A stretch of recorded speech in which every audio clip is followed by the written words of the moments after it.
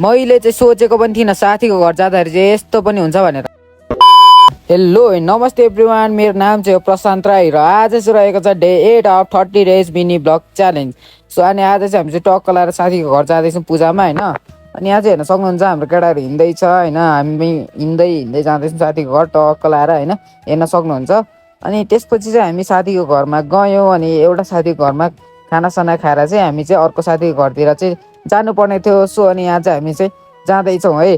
अनि यहाँ चाहिँ हेर्न सक्नुहुन्छ हाम्रो साथीले चाहिँ आँप चोरेर आउँदै अरे, आँप चोरेर कसको आँप हो हेर्नुहोस् है। अनि यो चाहिँ हाम्रो साथीको घर है, टक्क साले हामी चाहिँ साथीको घर पनि पुगिसकेको छौँ है।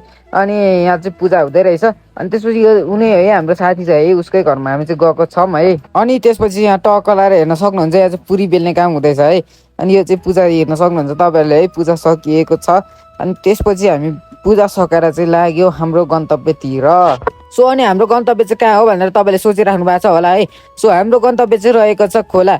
अनि सो हामीलाई चाहिँ साथीहरूले चाहिँ यता खेतै खेत अनि हिँडाएर चाहिँ जसो तसो गरेर चाहिँ हामी चाहिँ सो फाइनली पुगिसकेका छौँ खोला। त्यसपछि चाहिँ हाम्रो केटाहरू चाहिँ यहाँ टक्क लाएर हेर्न सक्नुहुन्छ पौडी खेल्न रेडी अरे।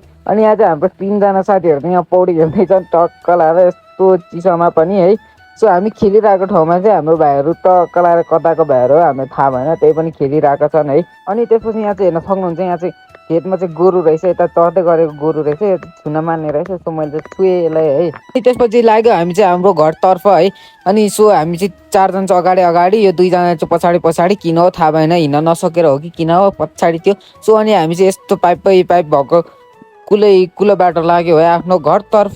सो अनि हेर्न सक्नुहुन्छ तपाईँहरूले चाहिँ यस्तो बाटोमा हिँड्दै चाहिँ हामी चाहिँ एडभेन्चर भन्दै भिडियो बनाउँदै आउँदैछौँ है टक्क लाएर है। त्यसपछि चाहिँ अनि यहाँ चाहिँ हेर्न सक्नुहुन्छ हाम्रो साथीहरूको पनि भिडियो खिचिदिनु पर्ने अरे, उनीहरू हिँड्दै गरेको। सो अनि मैले चाहिँ यहाँ हेर्न सक्नुहुन्छ हिँड्दै गरेको, तिनीहरू हिँड्दै गरेको भिडियो बनाइदिँदैछु है। अनि त्यसपछि चाहिँ हामी चाहिँ मेन हाइवेमा निस्किसकेपछि चाहिँ यता गाडी चढ्यौँ धनकुटा बस पार्कसम्मकोमा है, हेर्न सक्नुहुन्छ हामी चाहिँ गाडीमै छौँ। अनि त्यसपछि चाहिँ हामी धनकुटा बस पार्कमा उत्रिसकेपछि चाहिँ लाग्यो सो आफ्नो घरतर्फ।